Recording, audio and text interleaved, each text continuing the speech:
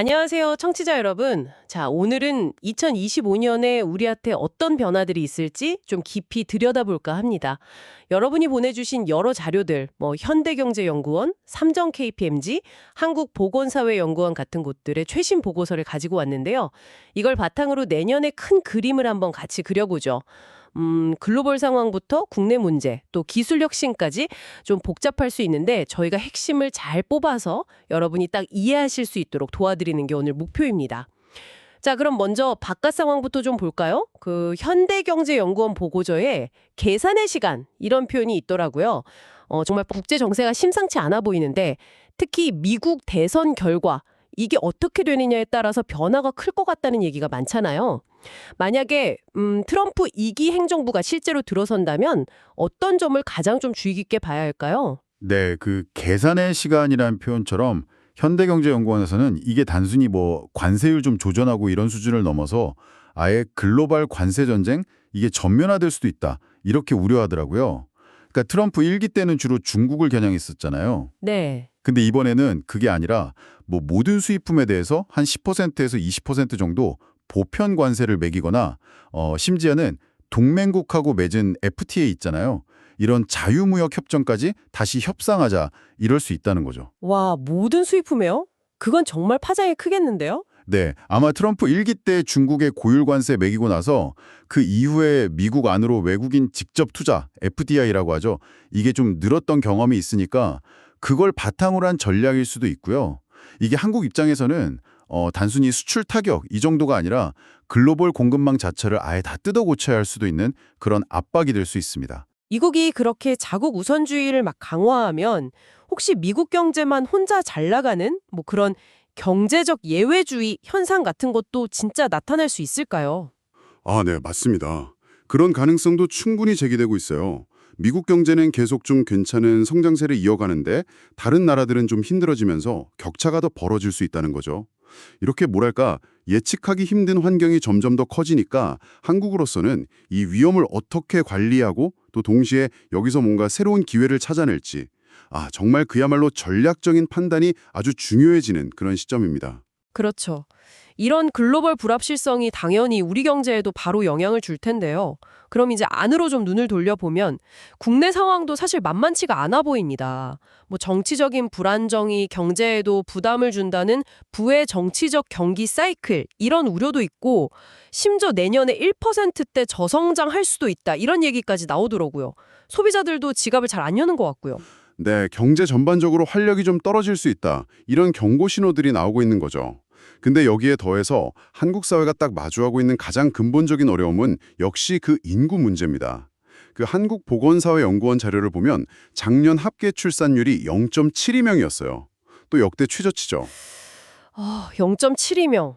정말 낮네요. 네.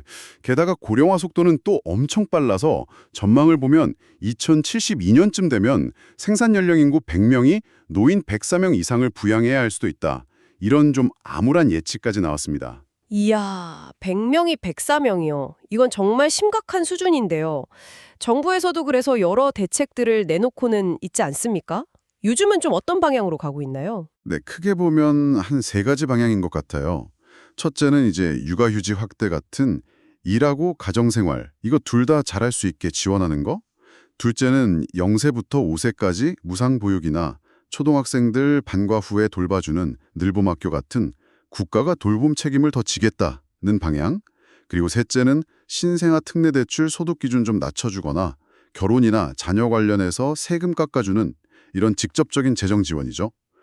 그리고 좀 더 나아가서는 이런 단편적인 정책들을 넘어서서 좀 근본적인 법 체계를 바꾸려고 인구위기 대응 기본법, 이걸 만들자는 얘기나 컨트롤 타워 역할을 할 인구전략기획부, 이걸 새로 만들자는 논의도 진행 중이고요. 이건 좀 과거와는 다른 뭔가 좀 더 시스템적으로 접근해 보려는 그런 의지로 보입니다. 근데요, 이런 정책들이 과연 실제 출산율을 다시 끌어올리는데 효과가 있을까? 여기에 대해서는 좀 회의적인 시각도 여전히 많은 것 같아요. 특히 코리아 비즈니스 리뷰 같은 데서 강조하는 기업의 윤리 경영이나 ESG, 이런 가치들하고는 또 어떻게 연결될 수 있을까요? 그거 정말 중요한 지적이십니다. 저출산 극복이라는 게 단순히 정부 정책만으로 다 해결되긴 어렵고 기업 문화가 바뀌고 사회 전체 인식이 같이 가야 한다는 목소리가 크거든요. 그러니까 장기적으로 사회적인 공감대도 얻고 또 지속 가능한 효과를 내려면 말씀하신 그런 윤리 경영이나 ESG에서 강조하는 가치들, 뭐 포용성이라든지 공정함이라든지 이런 것들이 정책뿐만 아니라 사회 전반에 잘 녹아들어야 한다는 거죠. 네, 그렇군요. 자, 그럼 이제 기술적으로 한번 넘어가 볼까요? 요즘 글로벌 AI 패권 경쟁 정말 치열한데 특히 금융 분야에서 디지털 전환 속도가 굉장히 빠른 것 같습니다.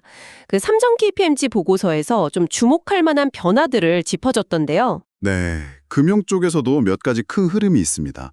첫째는 그동안 금융권은 망분리 규제가 아주 엄격했잖아요. 내부망이랑 외부망 분리하는 거요. 근데 이걸 단계적으로 좀 풀어주기로 해서 앞으로 클라우드 기반 서비스, 그러니까 SaaS나 생성형 AI 도입이 훨씬 활발해질 걸로 보입니다. 둘째는 개인의 데이터 활용 범위를 넓히는 금융 마이데이터 2.0, 이게 추진되는데 다만 이걸로 금융회사들이 어떻게 돈을 벌지, 이 수익 모델 문제랑 정보 보호 강화, 이 두 가지가 좀 과제로 남아 있어요. 그리고 셋째, 디지털 자산 분야인데요. 가상자산 이용자 보호법이 이제 시행되고 나면 좀 조심스럽긴 하지만 법인의 시장 참여도 단계적으로 허용될 예정이고요. 또 중앙은행 디지털 화폐, CBDC라고 하죠. 이걸 실제로 어떻게 쓸 수 있을지 테스트하는 것도 계속 진행될 겁니다. 아, 그렇군요. AI 말고도 뭐 딜로이트 보고서 같은 데서 나온 양자 컴퓨팅이나 공간 컴퓨팅 이런 차세대 기술들도 결국엔 금융 혁신에 영향을 주겠네요. 그렇습니다. 이 모든 기술 발전이 물론 효율성이나 편리성은 엄청 높여주겠지만 동시에 또 새로운 위험 요인들도 만들어내는 거거든요.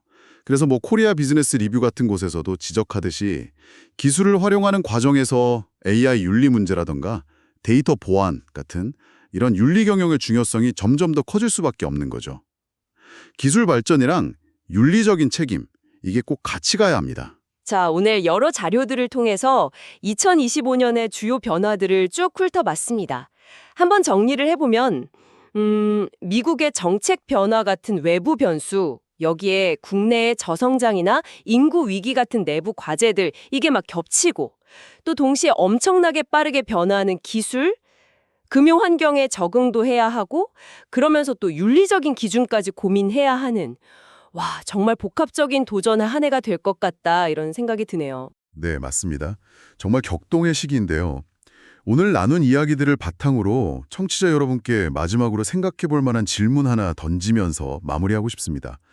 이렇게 경제, 인구, 기술, 사회적 압력이 막 복합적으로 작용하는 시대에 과연 앞으로 국가 경쟁력이라는 것의 정의 자체가 어떻게 달라져야 할까요?